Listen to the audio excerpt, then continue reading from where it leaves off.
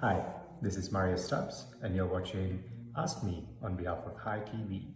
Okay, so what time do I wake up in the morning?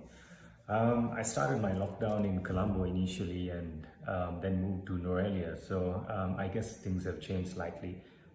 Since I moved up to Norelia, I used to wake up at 6 a.m. but now it's pushed forward by about an hour, and I tend to wake up by 7, roll around in bed till about 7:30, and shamelessly wake up, get out from bed around 7:30 or 8 o'clock. What's the best way to conduct a meeting while working from home?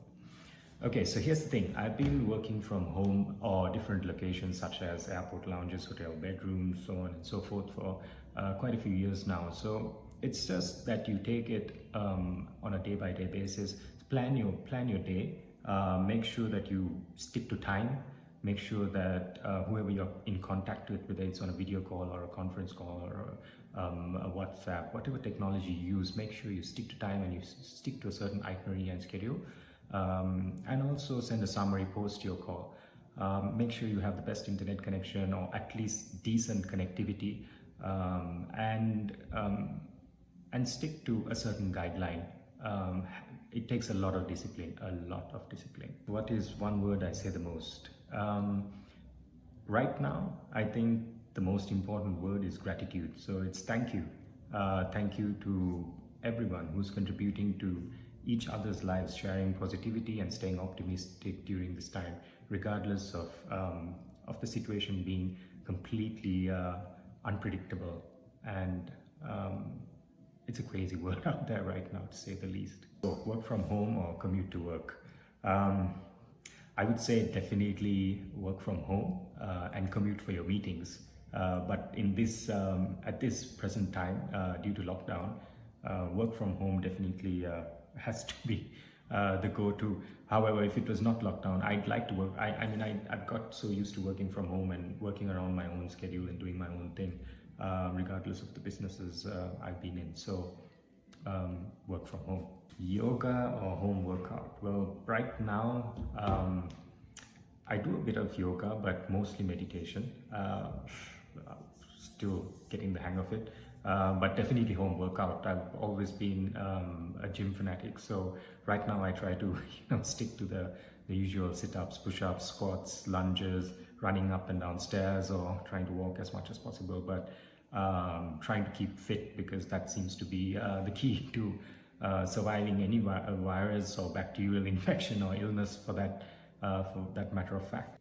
The biggest disruption during my work from home time would be, right now, since I'm up in the hills, it would be my pets, my 3 dogs, who mostly want to run around and play ball. Aside from necessities, what one thing could I not go a day without during this lockdown?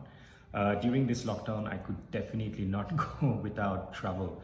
I've got so used to, and I love travel and seeing different people, meeting different people, seeing different places, trying different food. So it's definitely one thing I miss, travel. Who has been the biggest influence and why? I don't want this to sound too cliche, but definitely has to be God. I've started to spend a lot of time, which I've always wanted to do, and I have done in the past, but I've lost track due to work and due to having a bit too much fun. It's God. And why? Because I've found comfort and a lot of guidance from prayer, meditation, and especially comfort during this trying time. What's the one thing you've learned never to do as of now?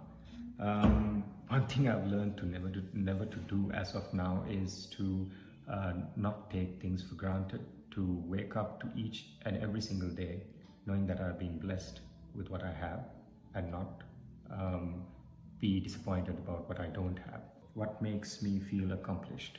Knowing that I have spread my positivity to people I've interacted with on that day and on a daily basis, and also, most importantly, knowing that I'm appreciated and that my work is appreciated. The next one is quite interesting because it's morning person or night owl. Well, I used to be a night owl, and that's something I've been wanting to change for a while, and now it's definitely put me in a square and kind of made me do that. So I am now definitely a morning person. I've had to be a morning person with lockdown. What are the problems you think the next generation would face after this pandemic? I think after this pandemic, it's not going to be something, things are definitely not going to be normal. Things are going to be different. People are going to learn, or I hope at least they learn that their life on this earth um, makes a huge impact on the longevity of this planet. And I do hope that they take a conscious effort to save whatever resources we do have left, and also to live a cleaner life.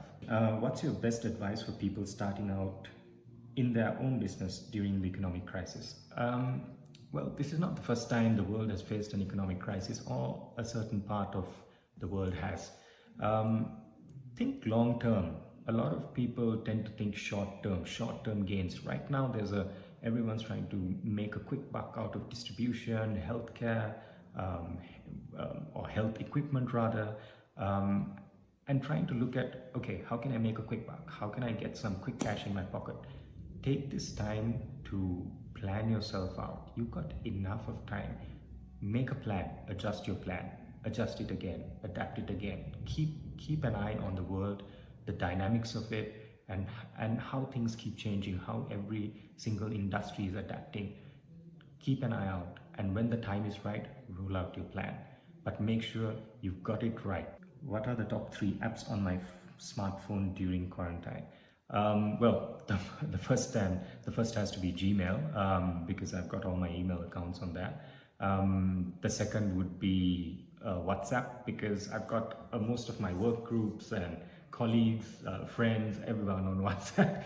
It's a bad habit, but I've got 2 phones and tend to keep using WhatsApp a lot for communication. And last but not least, Instagram, keeping in touch with things, hashtags I like, or what friends are doing in different countries and how they're coping with the downtime, or with being stuck at home.